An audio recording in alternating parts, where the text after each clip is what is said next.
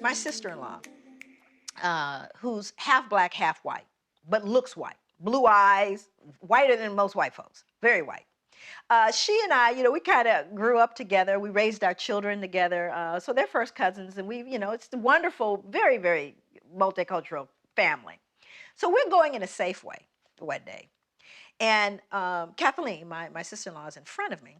And she's, writing a check for her groceries. Now, my daughter, who at the time was 10 years old, was standing with me, and I was directly behind her, getting ready to get my groceries. So Kathleen comes up, and the checker, who's a strawberry blonde, freckled, very delightful, warm, the checker, this young woman, is talking to Kathleen. Hey, how you doing? Isn't it a nice day today? They're just chatting up. And she says, yeah. So Kathy writes her check, and she steps off to the side with her groceries because she's waiting for me.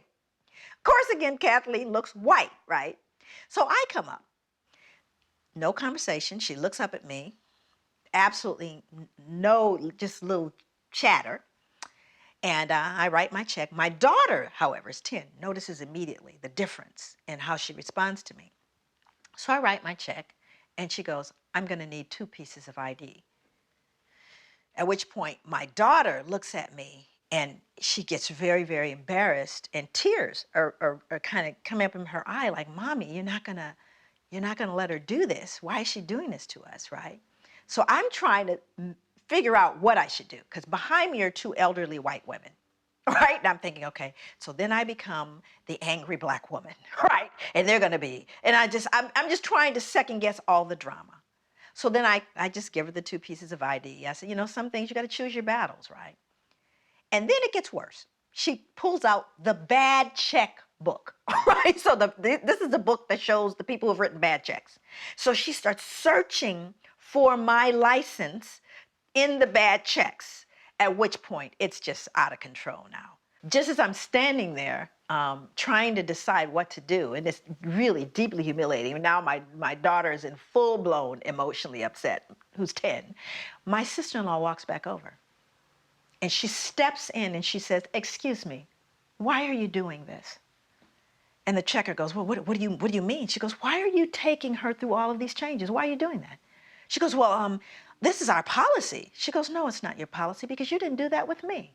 Oh, well, I know you've been, she goes, no, she's been here for years. I've only lived here for 3 months.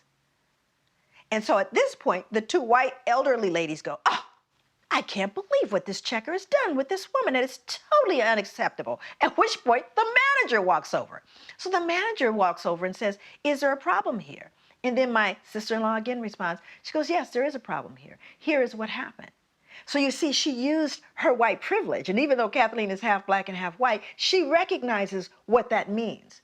And she made the statement. She pointed out the injustice. And she, as a result of that one act, influenced everyone in that space. But what would have happened? I can't know for certain had the black woman said, this is unfair. Why are you doing this to me? Would it have had the same impact? But Kathleen knew that she walked through the world differently than I did. And she used her white privilege to educate and make right a situation that was wrong. That's what you can do every single day.